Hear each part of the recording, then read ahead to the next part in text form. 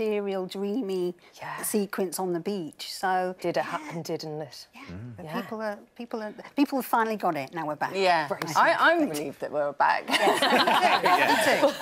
Well, the first two-parter of the new series has already been out. Did not disappoint. What can we look forward to tonight?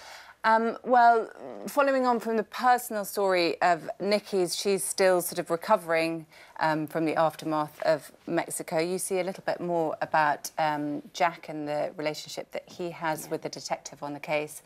And the crime story is about the hacking of a hospital database and the blackmailing of patients in return for silence. We always think, you know, we often get asked, how is it endured for 21 series? And it's like, when we were doing this NHS data hacking case, it was happening in the news last year. You know, so it's so topical, I think. That's part of it. But these stories are written, you know, months, even a year in advance. So we were doing it, but it's almost like somebody had foreseen the future.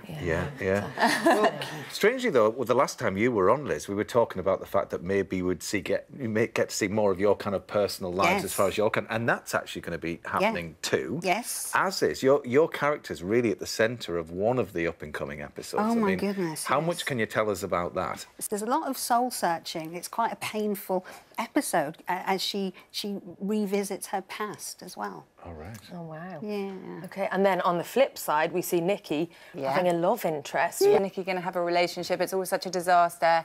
And this series, you do see her with a smile back on her face, and it helps with sort of getting through Mexico and moving on. And then we get back into Silent Witness as we know it. Yeah.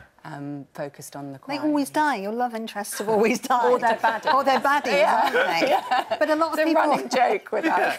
But a lot of people want you to be with Jack as well. Yes, exactly. So, and there've been a few moments between us, but that's good because it sort of leaves the series somewhere to go.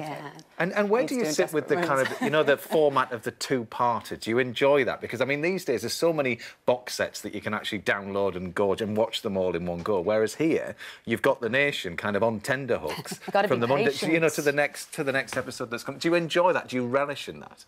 I think it's a luxury. I think there's so many series that I just want, you know, the kind of we were the forerunner really of things like CSI, which is just 1 hour, and it's not very much time.